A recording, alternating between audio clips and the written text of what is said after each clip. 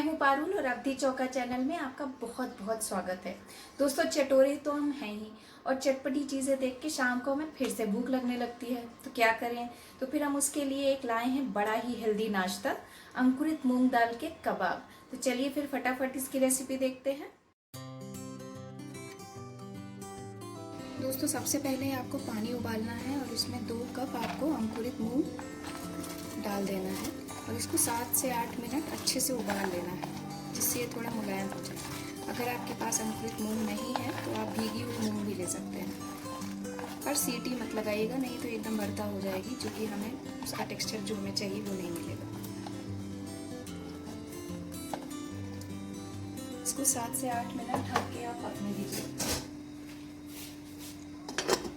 दोस्तों, मैंने इसको उबाल लिया था और अब छान लिया है, थोड़ा ये ठंडी हो गई है। अब हम बाकी सामान ऐड करेंगे।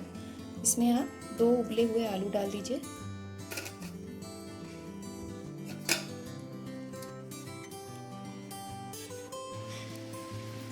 एक चौथाई कप धनिया पत्ती डाल दीजिए,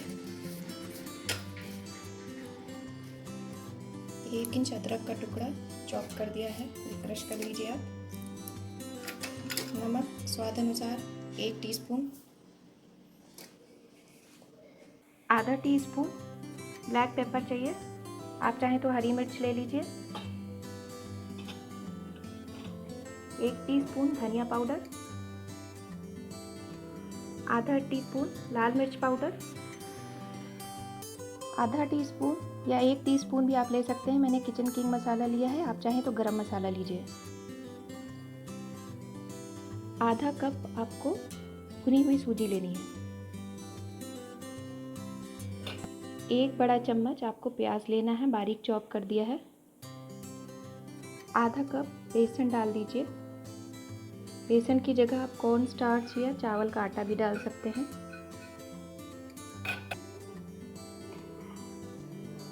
एक बड़ा चम्मच या 2 बड़े चम्मच आप घी भी डाल सकते हैं, इससे खुशबू बहुत अच्छी आती है।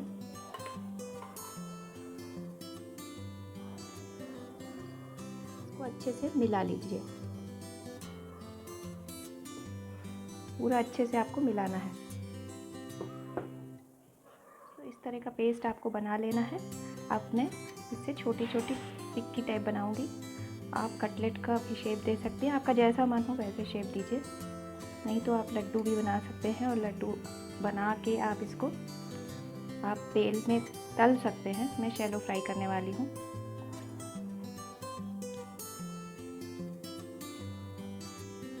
देखिए दोस्तों, इस तरह से आपको टिक्कियाँ बना लेनी है। अब हम इसको शैलो फ्राई करेंगे। देखिए दोस्तों, अब मैं टिक्कियों को तलने जा रही हूँ। मैं शैलो फ्राई करूँगी, तो आपको भी पैन गरम करना है, आप चाहें तो तल भी सकते हैं। तेल यहाँ गरम हो चुका है। मैं आपको ये बताना चाहती थी कि आप रिफ़ाइंड ऑयल का इस्तेमाल ना करें, क्योंकि इस समय कोरोना चल रहा है।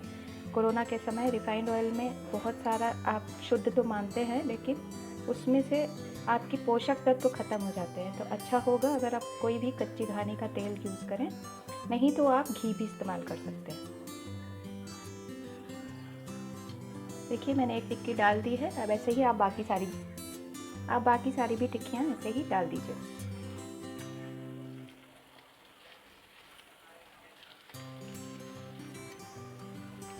आप एक साइड सुनहरा होने तक भूनिए, उसके बाद हम इसको पलट देंगे। एक मैंने पलट के देखा था, एकदम बढ़िया सुनहरा कलर आ गया है।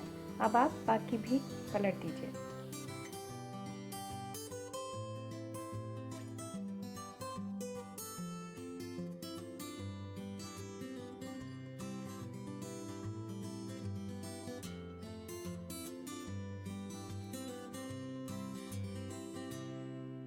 देखिए दोस्तों, मैंने स्लो फ्लेम पे 5 मिनट और पकने दिया था।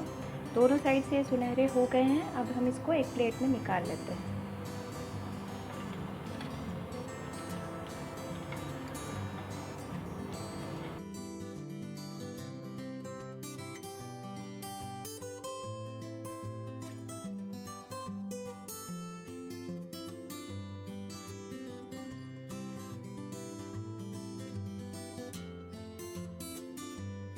देखिए दोस्तों, ये एकदम तैयार हैं। देखिए, लग रहे हैं ना एकदम मस्त।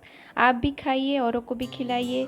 और अगर आपको मेरी रेसिपी पसंद आए तो इसको लाइक करिए और ज़्यादा से ज़्यादा शेयर कीजिए, सब्सक्राइब कीजिए और बेल आइकन को दबाना ना भूलिए। फिर मिलते हैं एक दूसरे रेसिपी के साथ। तब तक के लिए स्वस्थ रहिए, सुरक्षित रहिए। धन्यवाद।